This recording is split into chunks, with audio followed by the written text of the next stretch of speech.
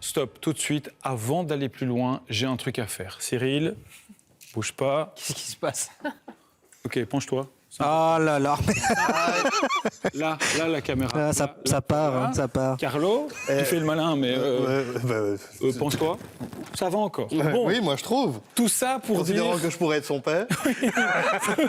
Tout ça pour dire que c'est intéressant d'analyser la santé. Vous avez vu, moi je me tiens à l'écart, je fais pas le malin. Non, mais toi tu as la casquette. Oui, voilà, c'est ça. On va venir, les gars, à un procédé qui pourrait peut-être vous aider un jour. En tout cas, aux personnes atteintes Dommage de que Raphaël n'est pas là. calvitie naissante. C'est dommage. Et on dédicace à l'avance cette séquence à Raphaël Scagni. Il va apprécier. Regarde, enregistre et mets-la en boucle. On parle de calvitie et de tous ceux qui en souffrent. Exactement, on sait que c'est jamais très gai de perdre ses cheveux, surtout que parfois ça arrive de manière très précoce dès l'âge de 18 ans et ça peut apporter un certain inconfort, un certain malaise. Et si c'est votre cas, cette chronique est faite pour vous, vu qu'on parle d'une nouvelle méthode qui est la tricopigmentation. Est-ce que ça vous dit quelque chose? Tricot comme tricot? Presque. Pigmentation comme pigmentation. Eh ben voilà. Donc on va tricher en mettant de la peinture à la place des cheveux. Plus ou moins. En fait, c'est une technique qui consiste à injecter des micropigments à la surface du crâne pour en fait redonner un effet de densité. Vous voyez là le monsieur à l'écran. Ah ouais? C'est ça. En fait, donc ça vise à combler les espaces qui seraient laissés par la perte de cheveux. Mais c'est une sorte de tatouage de crâne, en gros. Pas exactement, parce qu'en fait, les pigments ne sont pas les mêmes. Ici, dans notre cas, ils sont dits biorésorbables, donc ce n'est pas définitif. Ils sont mis plus superficiellement dans la peau et l'aiguille utilisée est plus fine que lors d'un tatouage classique. Mais pour bien vous rendre compte de ce que c'est, je vous propose de suivre Christine Enarts, qui est partie à la rencontre de ce qu'on appelle du coup un tricopigmentiste et de clients qui ont testé cette nouvelle méthode. Regardez. On ne dirait pas comme ça, mais il y a encore quelques mois, Martine avait perdu une bonne partie de ses cheveux. Vous perdez vos cheveux dans quelle zone? Ici, vraiment le dessus du crâne, un peu comme ma maman, c'était un peu génétique. Pour que ses cheveux repoussent, elle a tout essayé. J'ai essayé des vitamines par la bouche, sur les cheveux, en lotion. J'ai essayé des huiles essentielles.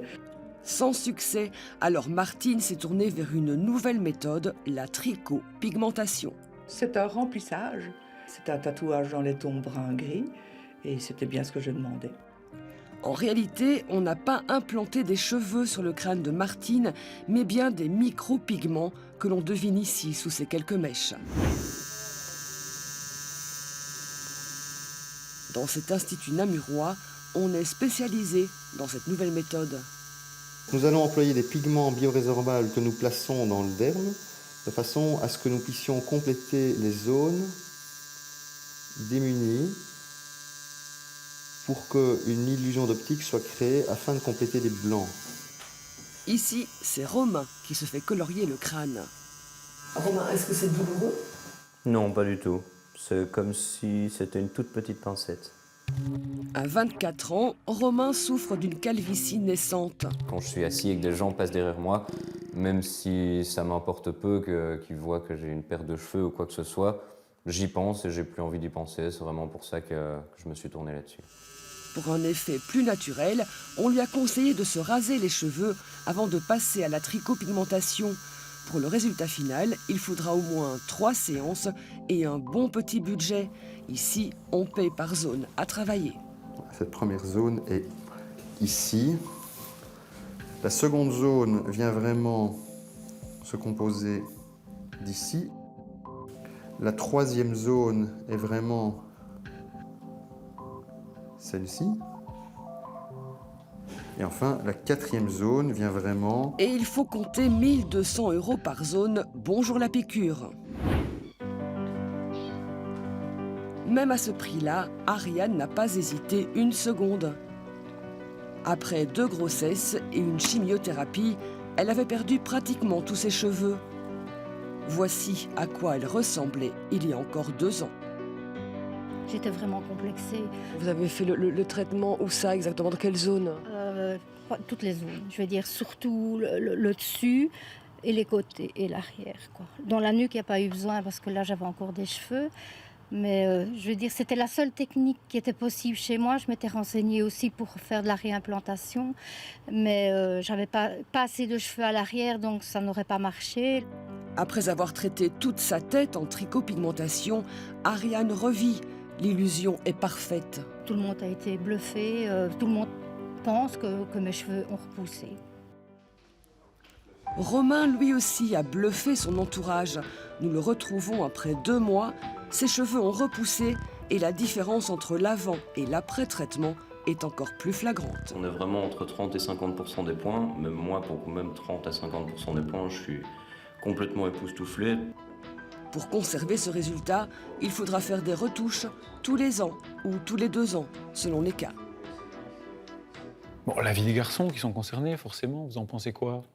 Bah écoutez, je pense que si on est mieux dans sa peau après, Bah oui, c'est pareil, vrai. qu'on le fasse. Ils ont l'air satisfaits, mais les médecins, ils en pensent quoi, Sybille? Bien, je vous propose d'écouter l'avis d'un médecin. Et ce médecin, c'est Marie Bach, qui est chef de service en dermatologie à la clinique Saint-Luc.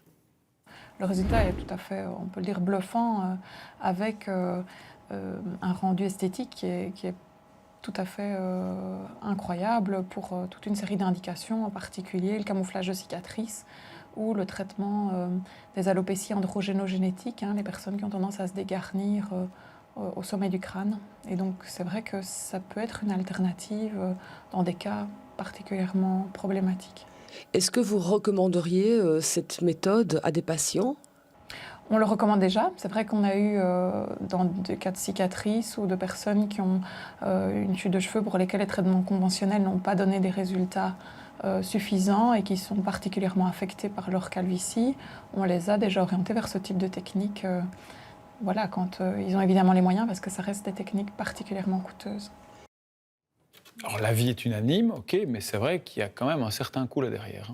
Mais oui, c'est vraiment pas donné. Donc on est à 1 200 € par zone, en sachant qu'il y en a 4. Donc si on décide de se faire pigmenter toutes les zones, on est déjà à 4 800 €.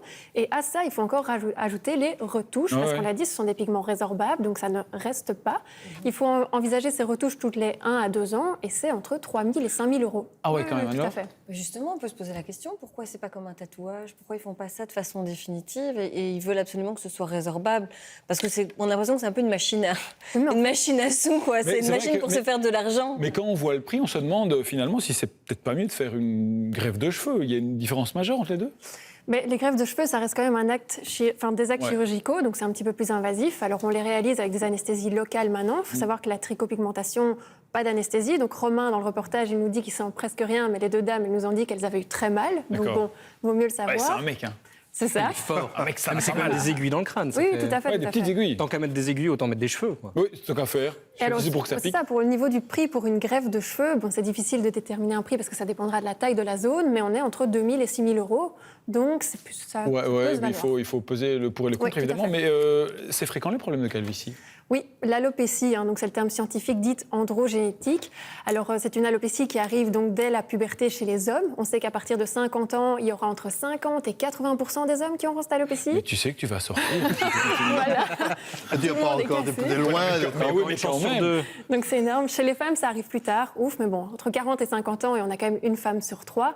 Après, on peut perdre ses cheveux pour plein d'autres raisons. Le stress, les carences alimentaires. Et donc là, on envisagera d'autres. Et après 50 ans, on peut les avoir. Voilà, c'est ça. Et alors, pour terminer, tout ce qui est shampoing, lotion, complément alimentaire, soi-disant miracle, on fait quoi avec ça? On oublie?